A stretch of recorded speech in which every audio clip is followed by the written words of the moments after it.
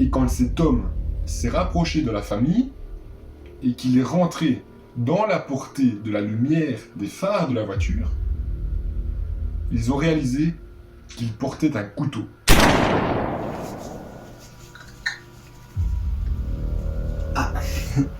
Salut à tous et à toutes, j'espère que vous allez bien et que pour le coup vous n'êtes pas trop lourd. Aujourd'hui on se retrouve pour un petit thread d'horreur car je sais que vous aimez bien ça.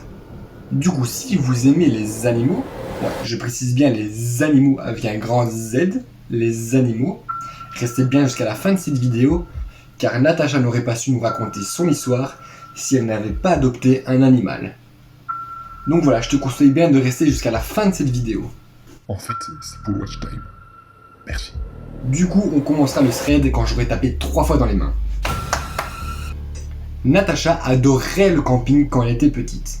D'ailleurs, Natacha et sa famille allaient camper plusieurs fois par an. Ils allaient toujours camper sur une petite plage très éloignée de la côte. Natacha nous précise qu'ils n'étaient pas tout seuls, car il y avait quand même beaucoup de yachts qui flottaient à quelques mètres du large. Et il y avait des gens à l'intérieur. Et en plus de ça, il y avait aussi d'autres campeurs qui étaient alignés sur la plage. La plupart d'entre eux avaient aussi des enfants, voire même des adolescents. C'était vraiment un lieu de vacances, comme qui dirait, familial. D'ailleurs, il y avait même un petit bâtiment avec des toilettes et des douches qui étaient à proximité de la plage. Alors qu'on précise bien que c'était une plage qui était au milieu de nulle part. Natacha supposait que c'était donc le conseil local qui a probablement dû comprendre, voire même en avoir marre qu'il y avait des gens qui allaient toujours pisser derrière les buissons. Ouais, les salauds! Natacha nous précise qu'il y a exactement 1 an, elle venait d'acheter son petit chien pour son anniversaire. Elle tenait absolument à acheter un chien qui se trouvait dans un refuge. Vu que je sais que vous aimez bien les animaux, je vais un petit peu vous parler de ce chien. Le petit chien de Natacha s'appelle Parmesan. C'est un nom éclataxe. Elle a adopté son chien quand il avait déjà 6 mois. Parmesan se trouvait dans un refuge car elle avait été sauvée d'un combat de chiens, ou voire même de chiennes.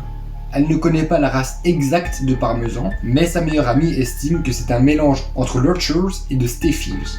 Il faut savoir que c'est une chienne super gentille, avec les gens comme avec les autres chiens, mais il ne faut quand même pas trop l'ennuyer.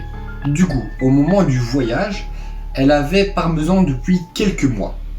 C'était la première fois que Parmesan partait en vacances avec la famille. Le trajet a duré plus ou moins 6 heures. Elle nous dit qu'elle est partie un peu plus tard que prévu, même si elle ne se rappelle plus pourquoi ils sont partis un peu en retard. Mais bon, ça c'est un petit détail qui n'a aucune importance. Il n'a aucune importance. Tout ce qu'il faut savoir, c'est qu'ils sont arrivés au coucher du soleil. Il faisait noir et du coup ce n'était en aucun cas le moment pour commencer à monter une tente. On est d'accord. Ça nous dit que sa famille pensait qu'ils allaient arriver sur cette plage et qu'il y aurait plusieurs campeurs avec des feux de camp qui leur permettraient de faciliter la tâche à monter la tente. Mais là, la plage est vide. Il n'y a personne. C'était la première fois qu'ils se rendaient à cette plage et qu'elle était complètement vide. Malgré ça, ses parents sont sortis de la voiture et sans aucune pression, ils ont sorti les affaires et ont commencé à monter la tente. Les parents de Natacha lui ont juste demandé d'allumer les phares de la voiture, comme ça, avec l'éclairage, c'est quand même nettement plus facile de monter une tente. Puisqu'il faisait quand même assez chaud à cette période, Natacha a baissé la vitre de la voiture avant de sortir, pour que Parmesan puisse quand même un petit peu respirer l'air frais de la plage. Pendant que les parents de Natacha se donnaient cœurs et âme pour monter cette tente, Natacha a décidé de faire un petit tour de la baie. Il faut savoir que là où ils campent, c'est une espèce de petite île où il n'y a qu'une seule route qui permet de sortir de cette plage. Ouais, c'est-à-dire qu'on peut facilement faire le tour sans spécialement se perdre. Ça fait environ 15 minutes que les parents sont en train de monter cette tente quand la mère dit « Hé chou, t'as pas vu la voiture là-bas? Oui. » Son père a simplement haussé les épaules. Elle ne sait pas s'il a dit quoi que ce soit, mais tout ce qu'elle sait, c'est qu'après quelques minutes, la voiture s'est parquée à côté de la leur et un homme est sorti. Ils ont construit la tente à plus ou moins 10 mètres de la voiture, c'est-à-dire que La puissance des lumières des phares était assez basse au niveau de la tente. En aucun cas la famille s'attendait à voir quelqu'un venir sur cette plage, et en plus de ça à cette heure-là. Du coup la maman a pensé que c'était la sécurité. En aucun cas Natacha pensait que c'était la sécurité. À quel moment une bête plage perdue avait besoin de sécurité? Ouais. Natacha elle pensait plus que c'était les gardes de la faune qui viennent de temps en temps voir si tout se passe bien. Un peu fouiner quoi. Ils ont vu au loin que le gars titubait. Ouais, il était pas stable sur ses appuis. Il marchait très bizarrement. Natacha s'est dit qu'il était d'office complètement ivre, voire même défoncé. Vu sa démarche, on aurait dit qu'il allait tomber à coup sûr. Du coup, il n'y avait aucune chance que ce gars, qu'il voit au loin, était sobre. Et quand cet homme s'est rapproché de la famille, et qu'il est rentré dans la portée de la lumière des phares de la voiture, ils ont réalisé qu'il portait un couteau. Le père s'est immédiatement levé, il a pris le marteau qui permettait d'enfoncer les clous dans le sol et il s'est mis devant toute sa famille. Enfin un père exemplaire. Un père exemplaire qui porte ses couilles. Ouais. Oh les baloches qu'il doit avoir lui. Ouais. Je suis jaloux. L'homme a commencé à crier sur toute la famille en leur avertissant qu'en aucun cas il pouvait camper sur cette plage. Du coup le père a essayé d'être gentil. Il a dit Ok mon pote, sois cool man. Je reprends ma tente, je prends les valises. Ma famille, on se casse, t'inquiète, sois cool. Peace man. Mais ça n'a pas marché. L'homme continuait à se rapprocher de plus en plus de la famille. Toujours avec le couteau. Du coup le père commençait à paniquer et a commencé à crier. Et l'homme en retour criait aussi de plus en plus fort. Natacha se souvient qu'elle tremblait de ouf, elle était tétanisée. Tout comme sa sœur. Et à deux, elle pleurait comme jamais. Elle nous dit qu'elle avait environ 10-11 ans et qu'elle pleurait avec sa sœur comme tout enfant dans cette situation.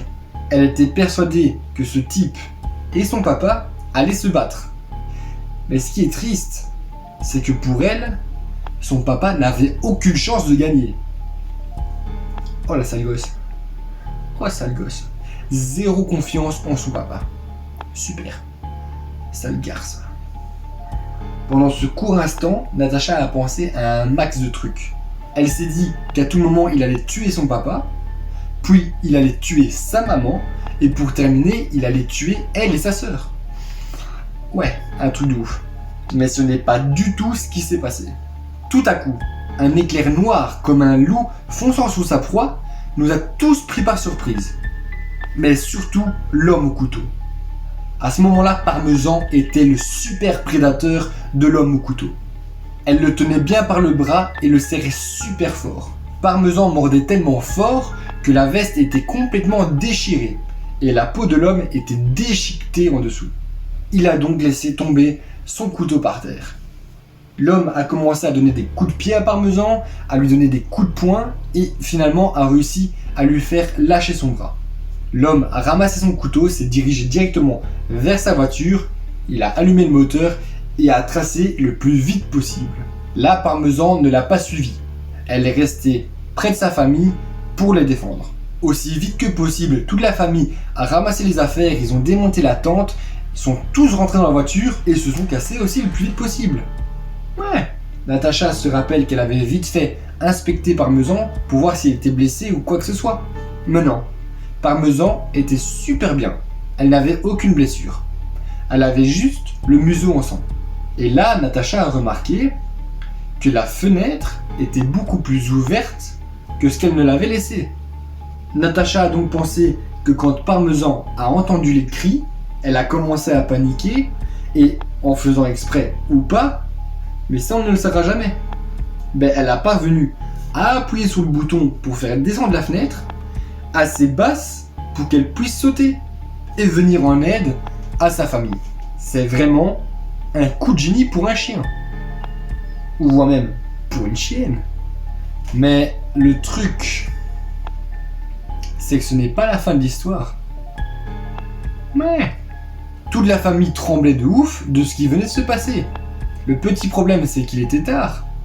Et en plus de ça, il fallait dormir quelque part. Le problème, c'est que Parmesan était avec eux et que donc réserver un hôtel était impossible. Le papa a donc décidé de rentrer directement à la maison. Même si c'est à 6 heures de route, le père allait prendre son courage à deux mains et conduire jusque là-bas. Le seul petit bémol, c'est que la voiture n'a plus d'essence et que donc il fallait passer par la ville la plus proche pour faire le plein. En arrivant dans la ville la plus proche, ils sont arrivés à la station à essence. Mais là, elle semblait carrément fermée. Son papa s'est rapproché le plus près possible du panneau pour voir quand ça ouvrait, et là il était marqué « Jamais ». What the fuck, man? Et là, vous savez quoi? Un peu plus loin dans la station à essence, il y a l'homme au couteau. Ouais, il était assis sur le capot de sa voiture avec des mouchoirs en train de nettoyer son bras.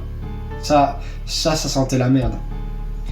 Ouais, mais même moi d'ici, ça pue la merde. Ça, c'est mauvais signe. Du coup, le père, sans attendre une seule seconde, il a pris ses clics et ses claques et s'est cassé directement de là. Ouais. Le père a donc décidé de directement se rendre dans une autre ville. Mais ça, c'était hors de question en fait. Parce que la ville la plus proche était à plus de 70 km de là. Ouais, c'est chaud. Et là, le papa a réalisé qu'il y avait vraiment plus d'essence. La barre était en dessous du rouge. À tout moment, ils allaient tomber en panne. Et là, le père, il a dit « Bah, c'est bien. Comme ça, une dépanneuse va venir nous chercher, va nous amener directement à la maison, en toute sécurité. » Après avoir conduit vers la ville la plus proche pendant environ 5 minutes, des gros phares les éclairaient de derrière. Vous n'allez pas me croire, hein, mais c'est la voiture de l'homme au couteau. L'homme avait dû les voir à la station à essence et a décidé de les suivre. Il a dû donc constater que la famille avait probablement plus d'essence vu qu'ils se sont rendus à une station à essence. Mais quel sort leur réserve-t-il?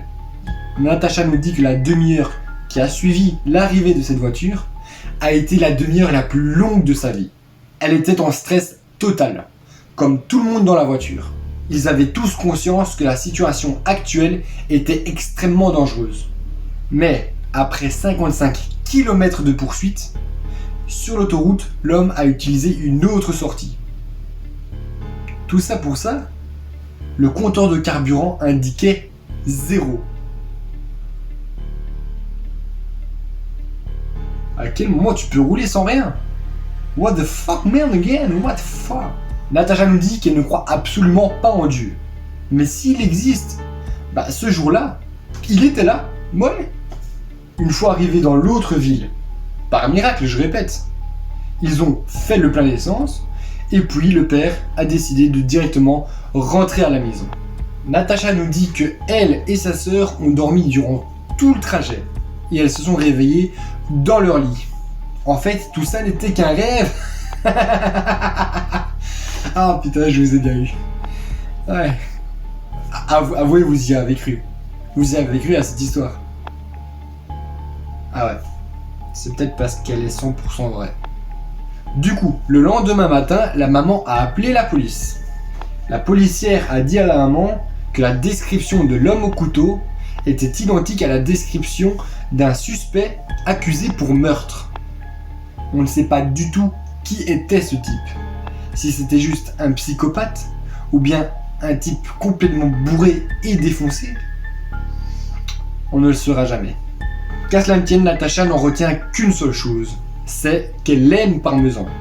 Encore au jour d'aujourd'hui, Parmesan fait partie de la famille et elle se porte super bien. Natacha ne sait toujours pas comment Parmesan est parvenu à faire baisser cette vitre de la voiture, mais ce jour-là, Parmesan a eu un réflexe. Peut-être, ou peut-être pas, peut-être que c'était simplement un coup de chance qu'elle ait mis sa patte sur le bouton pour faire baisser la fenêtre, et si elle l'a fait exprès, Parmesan a sauvé sa famille ce jour-là. Il faut savoir que les chiens ont une très bonne compréhension de langage humain et que ce jour-là, Parmesan a compris que sa famille était réellement en danger et que si elle ne réagissait pas, elle allait voir sa famille se faire tuer devant elle. Attends, il faut bien savoir que là je parle d'une chienne. Tout ce que je vous dis là, mais c'est des couilles. Allez, ciao.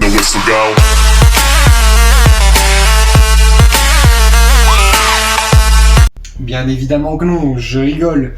Si vous avez l'occasion d'adopter un chien ou un autre animal, faites-le, c'est toujours super chouette. D'ailleurs, Natacha nous dit que si elle n'avait pas adopté Parmesan 1 an plus tôt, elle n'aurait probablement pas su nous raconter cette histoire. Du coup, je pense que Natacha ne remerciera jamais assez son chien. Allez les amis, c'est la fin de ce thread d'horreur et je vous dis à la prochaine. Bisous.